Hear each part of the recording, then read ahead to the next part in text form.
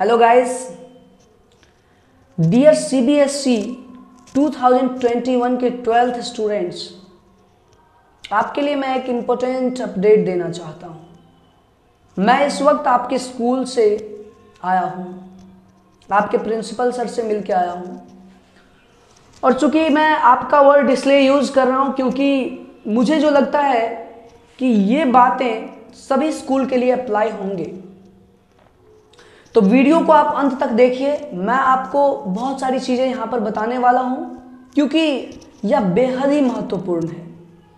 और dear 10th students, यह आपके लिए भी एप्लीकेबल है क्योंकि आने वाले टाइम में शायद आज कल परसों में आपका रिजल्ट जो आएगा उसके बाद हो सकता है आप में से कुछ बच्चों का ऐसा सिचुएशन आए। तो इससे बेहतर है कि आप इस वक्त अगर ये वीडियो देख रहे हों तो कृपया करके इस वीडियो को अंत तक देख लीजिए क्योंकि इसमें मैं आपको कुछ जरूरी चीजें बताना चाहूंगा। देखिए, आप अंग्रेजी स्कूल के छात्र हैं, आप सीबीएसई के स्टूडेंट्स हैं। इस वर्ष जो आपको रिजल्ट दिया गया है या जो दिया जाएगा उसके ऊपर मैं आपको कुछ बताने जा रहा हूं। इसे गौर से सुनिएगा, ध्यान से सुनिएगा। जब मैं स्कूल के प्रिंसिपल के पास आज गया और उनसे बात करने की कोशिश किया तो उन्होंने जो कुछ हमें बताया मैं आपको बता रहा हूँ। हमारे साथ कुछ स्टूडेंट्स भी थे जिन्हें मैंने पढ़ाया था और उन्होंने अपनी बात रखी कि हाँ सर, कुछ पॉसिबिलिटी है तो हमें बताइए। तो देखिए, स्कूल ने सीधा हाथ खड़ा कर दिया। स्कूल ने कहा कि देखो भाई, ये सब कुछ तो सीबीएसई के एंड पे हुआ है, इसमें हमारी कोई योगदान नहीं है। मतलब ये, अगर प्रोसेस को आप समझें तो स्कूल ने आपके मार्क्स को भेजा गया है सीबीएसई को। उन्होंने जब ये मार्क्स को सीबीएसई को भेजा तो सीबीएसई ने उसे अपने जो सिस्टम जनरेटेड, मैं तो समझता हूँ सिस्टम जनरेटेड ही कुछ होगा क्योंकि सभी बच्चों को जो रिजल्ट आया है वो 10th 11th और कुछ चीज़ों को ध्यान में रख करके उनका रिजल्ट को तैयार किया गया है। तो सर, इसमें सबसे बड़ी बात जो है वो ये है कि जो आपका रिजल्ट है उसमें स्कूल का कहना है कि ये हमारा इंटरनल प्रोसीजर है, हम आपको डिस्क्लोज नहीं कर सकते हैं, बशर्ते हाँ जो 11th का रिजल्ट है वो 10th का जो रिजल्ट है वो इन दोनों को लेकर के हमने भेजा है। कहाँ पे? 10th का तो ऑलरेडी सीबीएसई के पास होगा ही, और 11th का जो है, जो आपका पास्ट परफॉर्मेंस रहा है, और 12th के जो आपके इंटरनल एग्जाम के जो पेपर रहे हैं उसमें जो मार्किंग किया गया है उन सब चीज़ों को उन्होंने भेजा है। ठीक है, तो अब जब मैंने उनसे पूछा कि सर रिजल्ट तो आ गया है, अब बच्चों को क्या करना चाहिए, क्योंकि उन्होंने तो मुझे एक चीज़ कहा कि देखिए सर, बात ऐसा है कि अब तो बच्चों के लिए यही फ़ायदा होगा कि जो आया है उसे एक्सेप्ट कर ले, या फिर उनके पास एक अनदर ऑप्शन है कि वो चाहें तो जो अभी एग्ज़ाम आने वाला है, जो 16 अगस्त से लेकर के 15 सितंबर तक के बीच में होने वाला है, उस एग्ज़ाम में वो शामिल हो जाए। ये स्कूल का एक सजेशन है कि जिस बच्चा को ये लगता है कि वो बेहतर कर सकते थे और उसके वजह से उनका रिजल्ट गड़बड़ हुआ है, तो उन्होंने कहा कि भाई सीधी सी बात है, आप आराम से उसमें शामिल हो जाओ, कोई दिक्कत की बात नहीं है। तो सर, इसमें फॉर्म कैसे भरें? अब इस पे सवाल बहुत उठता है, बहुत सारे बच्चों का सवाल है, मैंने कमेंट में भी देखा है। कुछ बच्चों का कहना है कि सर मान लीजिए कि हम अगर 1 या 2 सब्जेक्ट में रह गए तो क्या हमें सिर्फ वो सब्जेक्ट का पेपर दे सकते हैं? किसी ने कहा कि सर हमें एडिशनल जो पेपर हमने दिया था, जैसे कि मैथमेटिक्स हो गया, इन सब पेपर में अगर मान लीजिए कि हमारा मार्क्स कम है, उसमें कंपार्टमेंट लगी हुई है, तो क्या हमें केवल उसी पेपर का एग्जाम देना है? देखो, मैंने इस बात को भी वहां पे रखने की कोशिश किया, मैंने पूछने की सारा जो भी चीजें हैं उसको मैंने पूछने की कोशिश किया। उन्होंने एक बात बताया कि सर देखिए, जो इन्फॉर्मेशन है वो साइट पर अपलोड कर दी जाएंगी, आज कल परसों 2-3 दिन के अंतर्गत आपको पूरा इन्फॉर्मेशन वेबसाइट के माध्यम से अपलोड हो जाएगी, इसमें स्कूल का कोई रोल नहीं है। अब तुम मेरा बात को जरा ध्यान से सुनना मेरे प्यारे दोस्त। आप प्राइवेट स्कूल में पढ़ते हैं, आप 10th 11th 12th जब इसकी तैयारी पूरी कर लेते हैं और जब रिजल्ट आ जाता है तो आपके जो टीचर्स हैं, आपके जो स्कूल हैं, या यूं कहें कि जो आपको रिजल्ट दिया है वो एट द टाइम हाथ खड़ा कर लेता है कि भाई तुमने जो किया इसका इतना तक काम खत्म हो जाता है। क्योंकि देखिए सब कुछ कनेक्टेड है, आपको चीजें समझना पड़ेगा। अब आपको जो मार्क्स मिला है वो एक तरह से, दो तरह से चीजों को देखा गया है। पहला तो सबसे बड़ा प्रॉब्लम है कि कोविड था, तो कोविड को लेके आप भी कुछ कह नहीं सकते हैं क्योंकि आपके शहर में भी केसेस आ रहे होंगे, बहुत ज़्यादा दिक्कतें होंगे। तो एक तो ये रीज़न है जो कि स्ट्रिक्ट रीज़न है, आप इसको डिनाई नहीं कर सकते। दूसरा रीज़न ये है कि सीबीएसई भी परेशान थी, उसके पास कोई पैरामीटर नहीं था कि भाई हम कैसे एग्ज़ाम लें।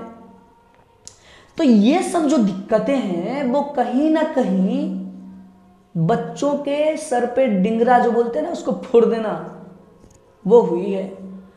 अब जो स्टूडेंट थे हमारे साथ उनको एक सजेशन दिया गया कि साहब देखो तुम इन सब चक्कर में मत पड़ो, आगे की तैयारी में जुट जाओ, नहीं अगर एग्जाम में शामिल होना है तो वेबसाइट का लुकअप करते रहो। वेबसाइट पर जैसे इंफॉर्मेशन अपलोड की जाती है आपको बस क्या करना है, तो उस इंफॉर्मेशन को रीड करना है, और ऑनलाइन फॉर्म भराता है तो ऑनलाइन, या बाकी अगर स्कूल के पास कोई गाइडलाइंस आती है तो हम आपको इंफॉर्मेशन दे देंगे, आप टच में रहिए।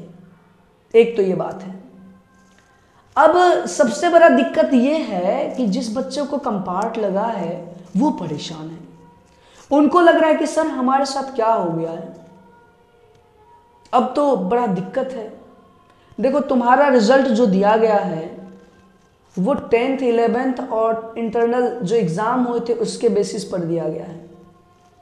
इसमें कुछ ना कुछ तो स्कूल के एंड पर भी मार्क्स दिए ही गए होंगे, क्योंकि ऐसा होता है ना कि प्रैक्टिकल वगैरह में जो मार्क्स होते हैं वो स्कूल डिसाइड करते हैं। अब मान लीजिए कि आपका जो नंबर है वो किसी कारणवश स्कूल में कम रहे होंगे, तो इसके वजह से आपका जो अभी का रिजल्ट है वो जरूर असर किया होगा, क्योंकि सीबीएसई का पैरामीटर जो है वो कहीं ना कहीं इस बात को लेके चलती है कि साहब आपका पिछला परफॉर्मेंस कैसा रहा, क्योंकि उनके पास और कोई तरीका नहीं है जिससे कि वो ये जांच सके कि हमारे जो बच्चे हैं उनमें कैपेबिलिटीज कितना है। तो उन्होंने कहा कि ठीक है 10th 11th और 12th के जो इंटरनल एग्जाम है उसके बेसिस पर। तो स्कूल में मैं गया हूं तो मुझे जो इंफॉर्मेशन मिला है वो मैं आपको बता रहा हूं कि अब आप इस रिजल्ट में कुछ कर नहीं सकते हैं। अगर आपको दिक्कतें हैं तो आप क्या करें, आप ऑनलाइन जा करके सीबीएसई का वेबसाइट को चेक करें, सीबीएसई के जो गाइडलाइंस है उसको रीड करें, और जैसे ही कुछ अपडेट आता है तो वहां पर आपको लिंक शो करेगा, उस पॉइंट को आप ओपन कीजिएगा, वहां पर आपको अप्रोप्रिएट फॉर्म मिलेगा। There are so many things, वो चीज़ों आपको वहां पे देखना पड़ेगा। ये चीज़ें स्कूल का सजेशन है। बाकी स्कूल तो यही कहते हैं कि हाँ भाई आप हमारे अच्छे बच्चे थे और हम आपसे एक्सपेक्ट करते थे सच में बढ़िया नंबर हो। वैसे सोचो 30 मार्क्स 40 30:30:40, ये जो 100 नंबर का क्रोनोलॉजी है इसमें कुछ ना कुछ चीज़ें जो हैं सो स्कूल के एंड पे भी गलती होती है, गलती दिखती है। अब जब हमने कहा कि उन्होंने कहा कि देखिए जो सीबीएसई ने रिजल्ट दिया है यह एकदम से सही है, इसके ऊपर आप क्वेश्चन नहीं खड़ा कर सकते हैं। मेरे को ये बताओ, क्या तुम 10th के रिजल्ट देख करके बच्चों को ये बता दोगे कि वो तेज है या कमजोर है? क्या उसने 11th 12th में नहीं पढ़ाई करा होगा? अगर उसने पढ़ाई किया होगा तो इंप्रूवमेंट नाम का भी कुछ चीज होता है।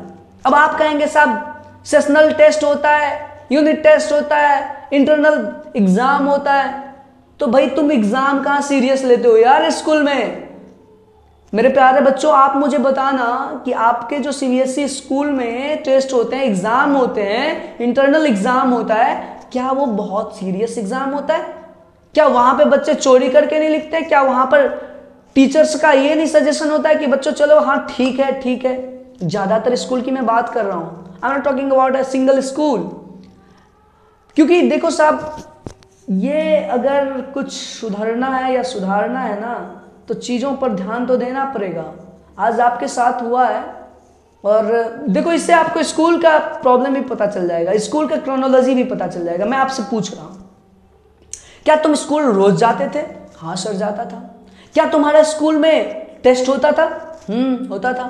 क्या टेस्ट में बच्चे ऑनलाइन देख देख करके, क्या वो ज्यादातर स्टूडेंट का मैं बात बता रहा हूँ, आई डोंट नो क्या हो रहा है क्या होता होगा मुझे नहीं पता, बट जो स्टूडेंट्स मुझे बताते हैं वो मैं आपको बता रहा हूँ कि स्कूल का जो इंटरनल एग्जाम होता है वो कैसा होता है वो सभी को पता है। अब उस एग्जाम में पूरी तरह से बच्चा छाप भी दिया तो आप उसको क्या करते हो, एक मॉडरेट नंबर देते हो, एम आई राइट? मॉडरेट नंबर देते हो। अब ये मॉडरेट नंबर को आपने क्या किया है, भेजा है कहां पे? सीबीएसई को। बच्चे कितना तेज है इस बात का पता तो सीबीएसई अपने फाइनल एग्जाम में लगाती है। इसमें स्कूल को क्या पता कि कौन से बच्चे कितने तेज हैं? वो तो आपके फाइनल एग्जाम के जो क्वेश्चन होते हैं उसको चेक करने के बाद आपको पता चलता है कि हाँ साहब आपने पढ़ाई करा था या नहीं करा था। ये सब चीजें हैं जो मैं आज कोशिश किया हूं प्रिंसिपल सर से बात करने का, और उन्होंने बताया भी, उन्होंने कहा कि हमारे एंड पे जो भी इंफॉर्मेशन है हमने आपको बताया, बाकी जो कुछ आप पूछना चाहते हैं वो तो आपको सीबीएसई ही बताएंगे कि उनका पैटर्न कैसा रहा है, कौन से बच्चे को कितना नंबर दिया। लेकिन हाँ 10th 11th और इंटरनल को देख करके उन्होंने जो रिजल्ट जारी किया है वो मॉडरेट रिजल्ट है, इससे किसी बच्चों को परेशानी नहीं है। अगर आपके बच्चों को परेशानी है तो उनको कहिए कि वो एग्जाम में शामिल हों। आने वाले जो कॉम्पार्ट का भी एग्जाम होगा ना 16 अगस्त से 15 सितंबर तक के बीच में, उसमें शामिल हों। जो बच्चों को कॉम्पार्ट लगा है दोस्त, आप एक बार स्कूल सबसे पहले तो आप विजिट कीजिए, क्योंकि आपके स्कूल में इंफॉर्मेशन हो सकता है कुछ और दें, ठीक है। बाकी जो चीजें मैंने पूछने की कोशिश किया है, मुझे सिर्फ इतना ही कहा गया है कि आपको वेट करना चाहिए, और वो वेट होगा सीबीएसई के जो नए अपडेट होंगे उसके लिए। तो आपका जो सब्जेक्ट का कॉम्पार्ट लगा है, आपको तैयारी ज़्यादा उम्मीद मुझे लगता है जो उसी पे करना चाहिए, क्योंकि एज यूजुअल बाकी सब्जेक्ट का कोई दिक्कत नहीं है, आपको सिर्फ उस सब्जेक्ट में पेपर देना है, ठीक है, और वो फील्ड माना जाएगा।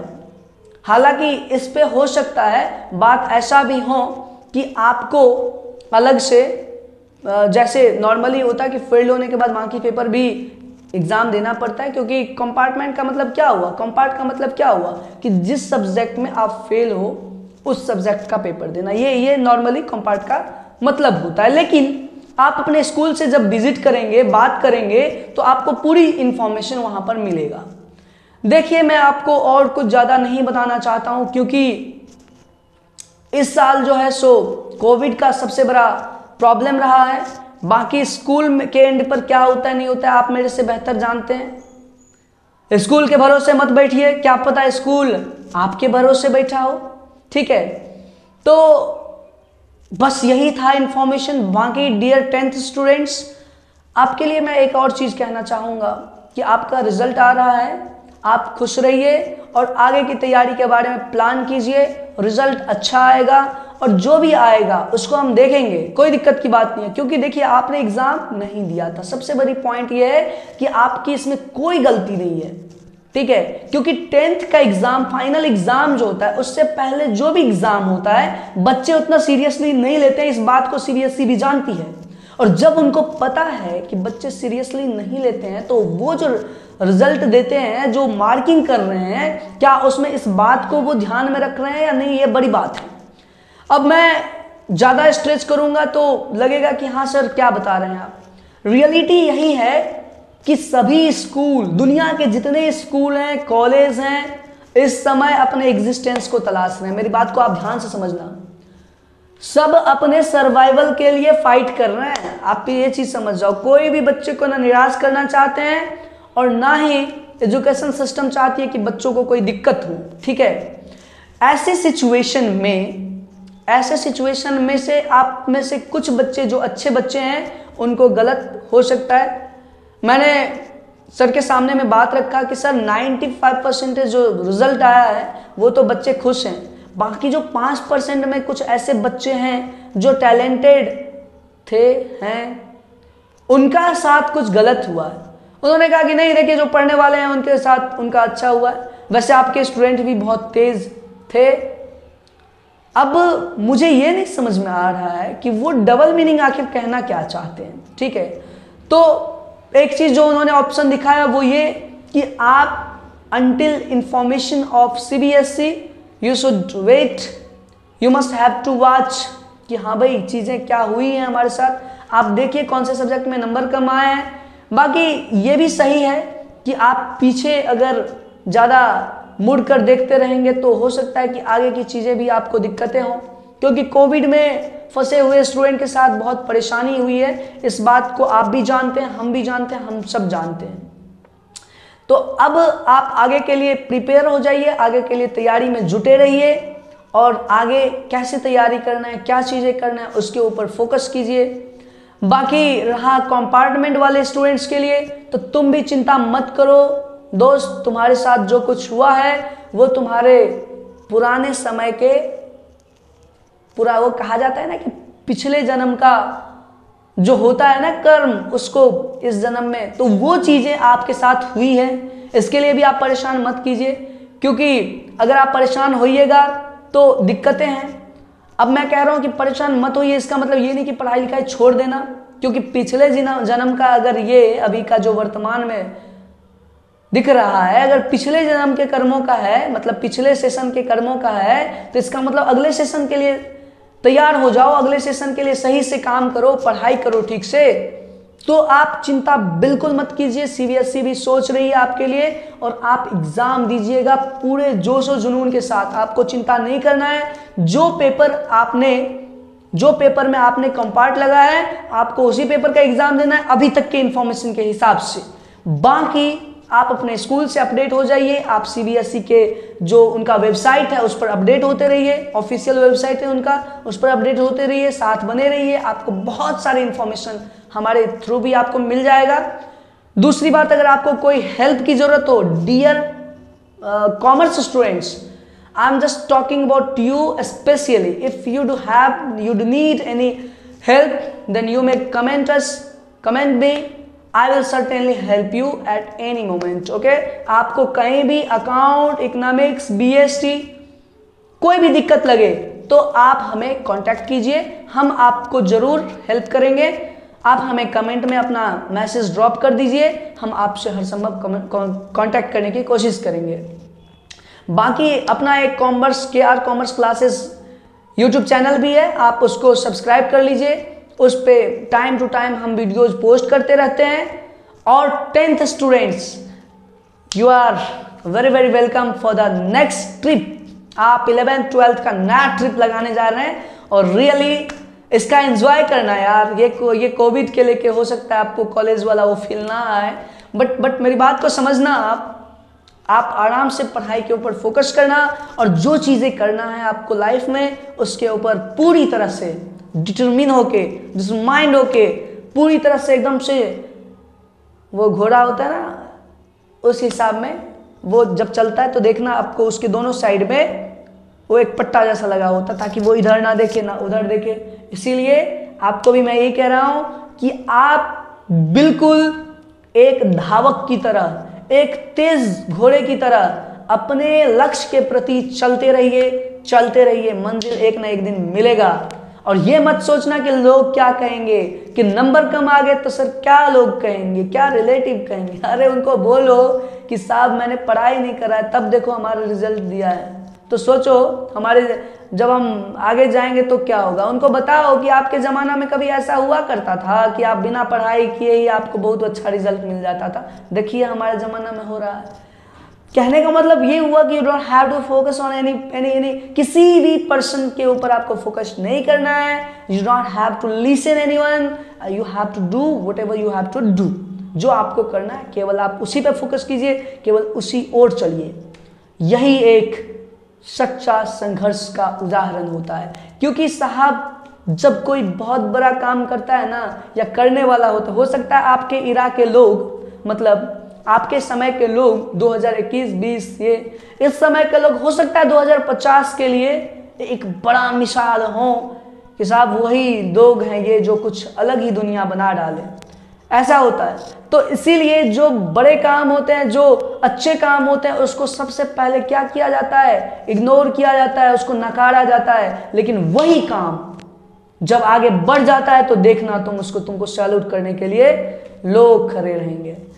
तो इसीलिए आप अपना दूसरों को सुनकर के अपना लक्ष्य कभी भी घुमाना मत। और अगर कुछ नहीं भी हुआ तो कम से कम पूरे लाइफ में कभी तुमको मायूसी नहीं होगा कि तुमने अपने संघर्ष के पथ पर नहीं चला, तुमने अपने जीवन के उस लक्ष्य की ओर नहीं चला जो तुम चाह रहा था। इसीलिए कुछ नहीं भी होगा तो भी एक मिसाल बनेगा, और मिसाल तुम्हारे खुद के लिए होगा कि तुमने अपना जीवन व्यर्थ में नहीं बिताया। तो चलिए फिर मिलते हैं हम अगले वीडियो में। और इसी के साथ मैं आपसे फिर से कह रहा हूं कि चिंता बिल्कुल ना करें। स्कूल का जो अपडेट था वो मैंने आपको बताया, और बहुत सारी जो क्वेश्चन थे उनका मैं जवाब भी दिया। मुझे हो सकता है कुछ क्वेश्चंस याद ना हो, तो देखिए आप चिंता बिल्कुल मत कीजिए। आपका स्कूल का भी कुछ करतूत है आपके इस रिजल्ट के पीछे। या तो वो आपको पिछले सेशन में अच्छा से पढ़ाए नहीं होंगे जिसकी वजह से आपका इंटरनल एग्जाम खराब हो गया, आप चोरी नहीं कर पाए होंगे जिसकी वजह से आपका एग्जाम खराब हुआ होगा। और इन सब चीज़ों के बावजूद, और अगर सच में आपने पिछले जन्म 10th में अगर आपका खराब नंबर हुआ होगा तो नो डाउट आपका किस्मत कहीं ना कहीं CBSE ने लिख दिया होगा। ठीक है, कोई दिक्कत की बात नहीं है। जो रिजल्ट आए, और यही फाइनल नहीं होता है, ये तो जस्ट एक आपके पढ़ाई की जो एक शुरुआती स्टेज है वो है। आगे आप जो करेंगे वो मैटर करेगा, डेफिनेटली वो मैटर करेगा। इसीलिए हम आपसे यही चीज़ कहेंगे कि आप आगे के बारे में सोचिए, अभी को छोड़ दीजिए। जो चीज़ें हो गई हैं हो गई हैं। अगर आपको ये लगता है कि हम बैठे रहेंगे, इससे अच्छा एग्ज़ाम दे दें तो दे देना। और तुम्हारा जो नंबर होगा, हाँ ये भी एक क्वेश्चन था एक बच्चे का, मैंने ये बातें रखा था वहाँ पे स्कूल में। मैंने उनसे पूछा कि सर एक बात बताइए कि जो बच्चे एग्ज़ाम देना चाहते हैं, उन्होंने एग्ज़ाम दिया और मान लीजिए कि उनका रिजल्ट उस एग्ज़ाम में कम आ गया, तो सर अभी का एक्सेप्टेड होगा रिजल्ट या उस टाइम का एक्सेप्टेड? देखो उन्होंने क्लियरली कहा कि नॉर्मली एग्ज़ाम का जो पैटर्न होता है वो पहले जैसा होता था, उसमें कहीं ना कहीं हायर नंबर को सेलेक्ट किया जाता है। ऐसी बातें में, ऐसी सिचुएशन में आप ये समझिए कि आपके भी हायर मार्क्स को ही सेलेक्ट किया जाएगा। मतलब ये कि अगर आपने मान लीजिए पहले से जो रिजल्ट दे रखा है और अभी के जो रिजल्ट आएंगे, इसमें जो आपका बेहतर रिजल्ट होगा उसी को सेलेक्ट किया जाएगा। अब दिमाग ये मत चलाने लगना कि सर पिछला वाला जो रिजल्ट आया उसमें BST में ज़्यादा नंबर था और अभी का जो रिजल्ट आएगा उसमें अगर मान लीजिए BST में कम है तो क्या हम उसका नंबर ले लेंगे और बाकी रिजल्ट इसका? नहीं, तुम ऐसा नहीं कर सकते हो। अगर रिजल्ट लेना होगा या तो तुम पिछले वाला रिजल्ट एक्सेप्ट कर सकते हो या ये, वैसे ये वो ऑटो जनरेटेड होगा। जो हायर नंबर होंगे आपके सेलेक्ट हो जाएंगे। हायर जो आपका मान लीजिए कि इस बार जो कंपार्ट वाले टाइम में एग्जाम देंगे, अगर उसमें ज़्यादा मार्क्स आए होंगे तो वो नंबर सेलेक्ट हो जाएंगे, अदरवाइज पहले वाला नंबर सेलेक्ट हो जाएगा। यही था अपडेट जो मैं आप सभी को देना चाहता था। आप सभी से मेरा एक रिक्वेस्ट है कि चैनल को सब्सक्राइब कर लीजिए, शेयर कर दीजिए और अच्छे अच्छे वैल्यूएबल इंफॉर्मेशन के लिए साथ बने रहिए, वॉच करते रहिए। फिर मिलते हैं अगले वीडियो में। थैंक यू, जय हिंद।